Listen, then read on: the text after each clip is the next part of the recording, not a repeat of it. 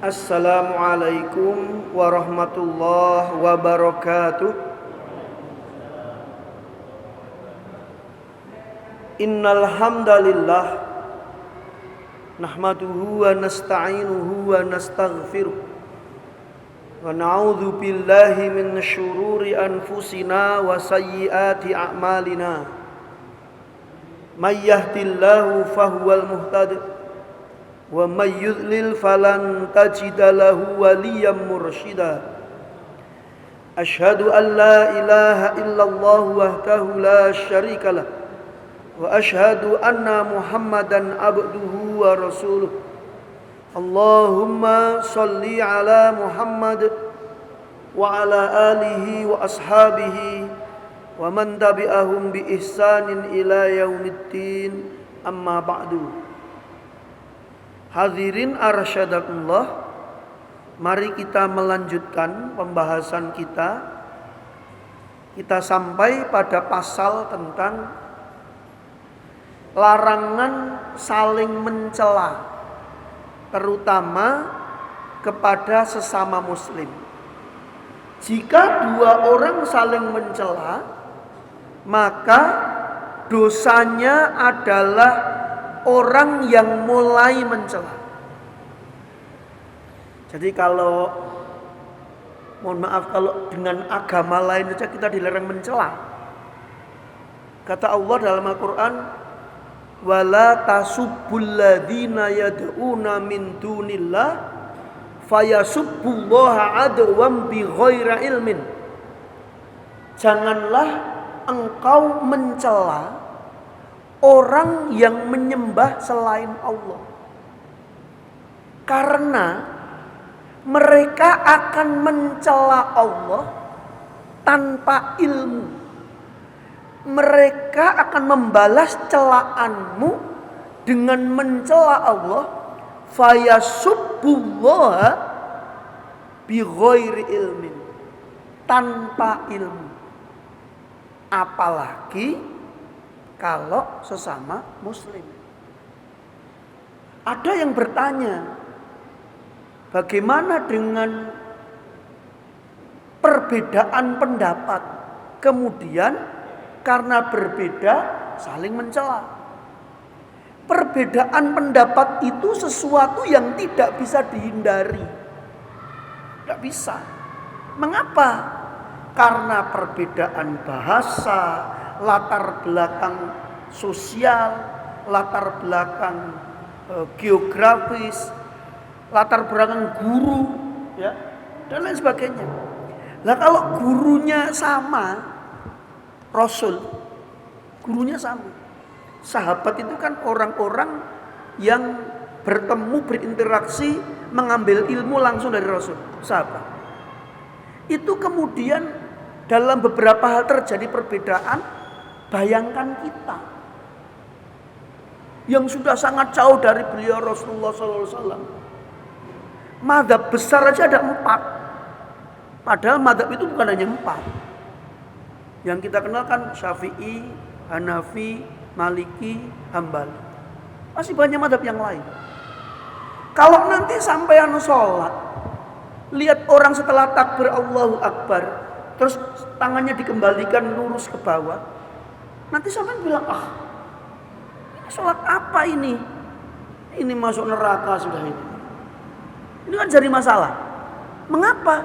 Ini adalah mazhabnya Hanafi. Maka jangan buru-buru menjustifikasi. Kamu salah, saya benar.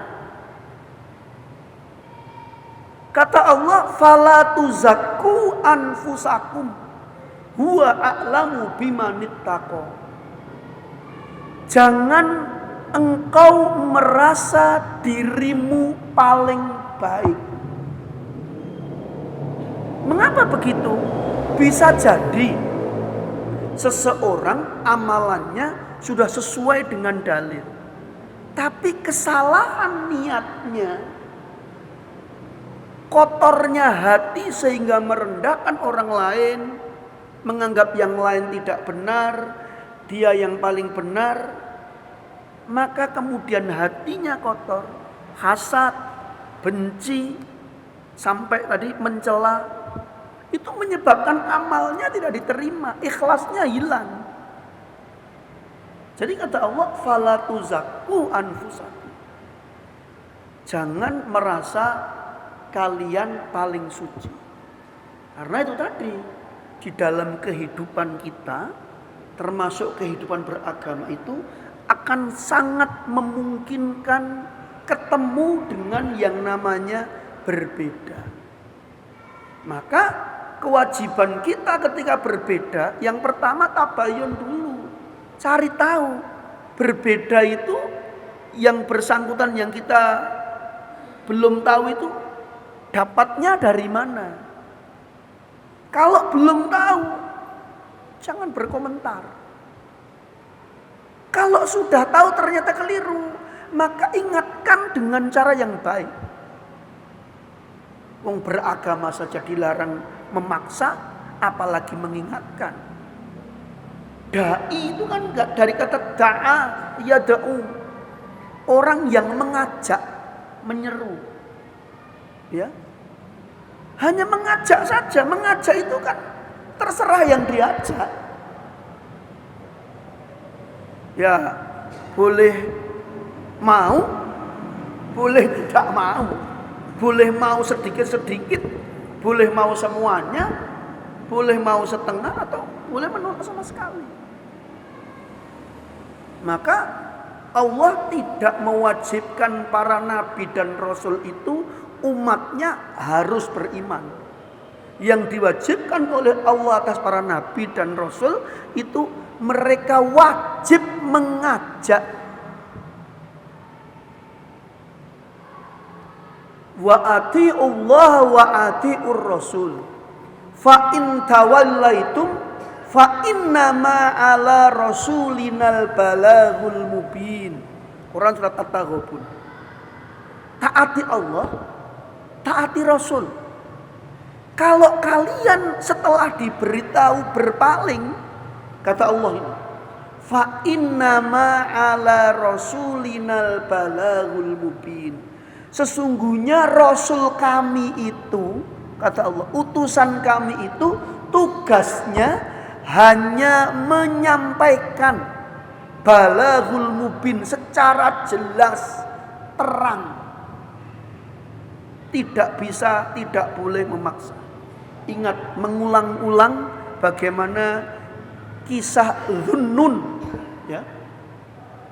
Wasbir li hukmi rabbika wala takun ka sahibil hut idh nada wa huwa makdhum. Bersabarlah kamu Muhammad terhadap ketetapan Tuhanmu Allah. Jangan kamu seperti Dhunnun ka sahibil hut, nabi yang dimakan ikan. Idh nada, ketika dia menyeru, mengajak umatnya menolak, wahuwa makdzum, dia marah. Kemarahannya itu langsung dibalas oleh Allah. Gak boleh kamu marah, kamu tak kasihkan ikan, dimakan sama ikan. Sadar, kemudian bertobat, la ilaha illa anta subhanaka inni kuntu minadz dzalimin. Kembali kepada hadis. Hadisnya satu, yang pertama adalah dari Abu Hurairah radhiyallahu an, dari Nabi sallallahu alaihi wasallam. Al-mustabban, dua orang yang saling mencaci, mencela, menjelekkan, menjatuhkan, bahkan naudzubillah mentakfiri, naudzubillah ya, mentahdzir tanpa bukti, menuduh. Dua orang yang saling mencela. Maqala fa'alal badi. Apa yang keduanya saling ucapkan, saling cela, maka tanggung jawabnya, beban dosanya itu atas yang pertama kali mencela. Malam ya'tadil mazlum, selama yang dicela tidak membalas berlebihan. adab. Kalau ada yang mencela, adabnya adalah diam.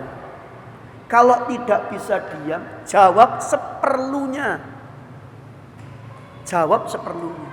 Ada hadis yang lain yang mengatakan, barang siapa dia menghindari jidal atau mirok, berdebat, maka akan disediakan baginya rumah di tepian surga. Tepian, circle yang agak di luar dari tepi. Barang siapa menghindari berdebat, padahal dia yakin dia di atas kebenaran, dia yakin saya pasti menang kalau dilanjutkan, tapi dia menahan diri, maka baginya disediakan rumah di surga di atas. Ini menunjukkan tidak perlu membuktikan saya lebih pintar, tidak perlu. Karena kalau sudah begitu, jatuhnya nanti ujub, sombong, merasa lebih baik, dan lain sebagainya. Nah, ini butuh kehati-hatian kita, Bapak Ibu hadirin arsyadakumullah. Karena yang di luar kita ini akan bertepuk tangan, bersorak ketika orang Islam itu berantem sendiri. Bahkan terkadang hanya masalah-masalah ikhtilaf. Kalau tauhid akidah jelas. Kalau ikhtilaf itu kan kembalinya ke fikih. Fikih itu kan bermacam-macam. Tadi saya sampaikan. Madzhab besar itu ada 4. Dan terkadang dalam sebuah perkara 4 ini semuanya beda. Maka bagaimana kita melihat keadaan itu? Ini sisi mana ini? Jangan-jangan yang disampaikan oleh si fulan itu saya belum tahu ilmunya. Maka butuh tahu dulu. Jangan buru-buru salah itu. Saya yang benar, itu keliru. Tidak boleh. Apalagi menghina, merendahkan. Kita lihat Quran surah Al-Hujurat ayat 11. Allah Subhanahu wa taala berfirman, A'udzubillahi minasyaitonirrajim. Ya ayyuhalladzina amanu la yaskhar qaumun min qaumin asa ayyakunu khairam minhum wala nisa'um min nisa'in asa ayyakunna khairam minhun wala talmizu anfusakum wala tanabazu bil alqab ila akhir ayat. Wahai orang-orang yang mengaku beriman, kata Allah, janganlah la yaskhar qaumun min qaumin. Janganlah sekelompok orang, suatu kaum menghina kaum yang lain. Kalau tidak waspada, mohon maaf ini perlu disampaikan. Kalau kita nggak waspada, kita akan mudah keadaan itu. Misalnya saja, saya beda pengajian dengan Bapak, beda ustadz. Yang terjadi adalah taklid buta, kecintaan berlebihan, hulu kepada ustadznya, kepada pendapat ustadznya, menyebabkan yang lain tak sesuai. Akhirnya menjatuhkan, menghina. Kata Allah, janganlah sekelompok orang menghina kelompok yang lain. Sama-sama beriman. Karena yang dipanggil adalah ya ayyuhalladzina amanu. Kenapa? Bisa jadi yang dihina itu lebih baik daripada yang menghina. Kan kita nggak tahu hatinya dia. Kita nggak tahu amalnya dia diterima atau ditolak sama dengan kita. Kita ini belum yakin loh amal kita diterima. Apakah kita yakin pasti saya diterima? Nggak bisa. Nggak tahu nanti bagaimana kejadiannya, ujung hidup kita seperti apa kan kita nggak tahu. Wala nisa'un min nisa'in asa ayyakunna khairam minhun. Jangan pula sekelompok wanita menghina kelompok wanita yang lain. Bisa jadi yang dihina lebih baik daripada yang menghina. Wala talmizu anfusakum. Jangan kalian saling mengolok-olok, merendahkan. Wala tanabazu bil alqab. Jangan memberikan gelaran panggilan dengan gelaran panggilan yang buruk. Mohon maaf, kita belum tahu, dikit-dikit kamu kafir, dikit-dikit kamu neraka. Jangan. Dicek dulu. Kalau salah diingatkan, tadi dibilang. Kita nggak bisa maksa orang. Nabi saja nggak punya hak untuk memaksa, apalagi kita. Lah Allah aja bilang kok, la ikraha fiddin. Beragama itu tidak ada paksaan. Qad tabayyana ar-rusydu minal ghayy. Sudah jelas. Yang putih itu jelas, petunjuk itu jelas, sesat itu juga jelas. Tapi apa semua mau ikut petunjuk? Itu. Jelas bahwasanya misalnya berdagang curang, mengurangi timbangan itu jelas dosa.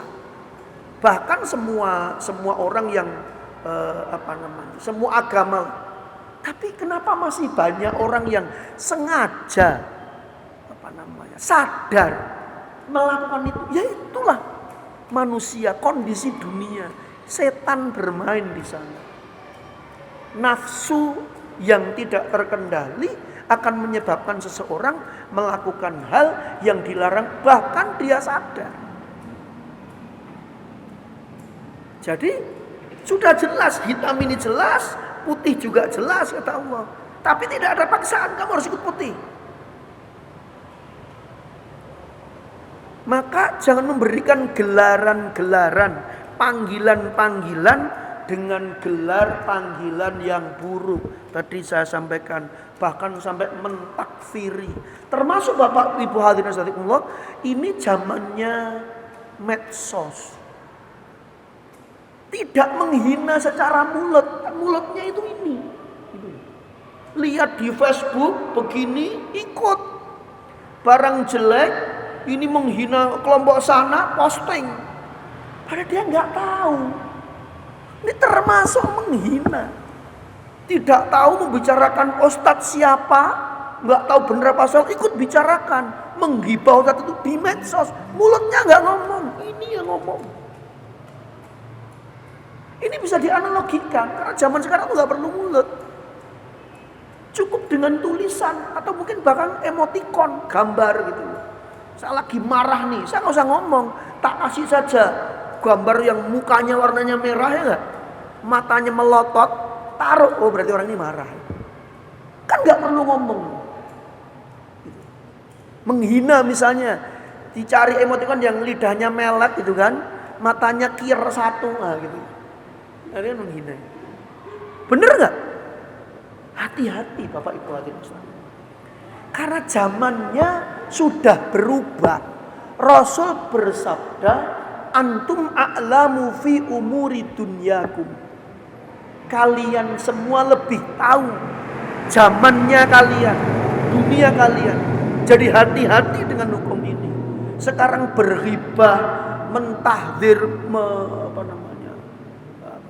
menuduh, mencela, menghina, itu tidak harus lewat mulut. Termasuk lewat medsos. Ya Facebook lah, ya YouTube lah, ya Instagram lah, ya TikTok lah, gitu ya. Bikin statusnya menghina, orang-orangnya panas, balas lagi, kita jangan. Wala takfu ma laisa laka ilm. Innas sam'a wal basara wal fuada kullu ulaika kana anhu mas'ula, kata. Jangan mengikuti apa-apa yang kalian tidak tahu kebenarannya. pendengaran, penglihatan, dan hati. Di sana nggak ada mulut, Pak. Semuanya dimintai pertanggungjawaban. Ini sudah sesuai sekarang. Nggak perlu mulut, Pak. Cukup mendengar atau melihat saja. Dan hati, Allah tahu. Jadi butuh kebesaran hati. Supaya apa? Ya itu tadi, supaya kita bisa menghindari apa yang Rasulullah Shallallahu Alaihi Wasallam beliau sampaikan nanti setelah kepergianku itu Islam bukan tidak berkembang, Islam banyak besar, tapi tidak punya kekuatan. Mengapa?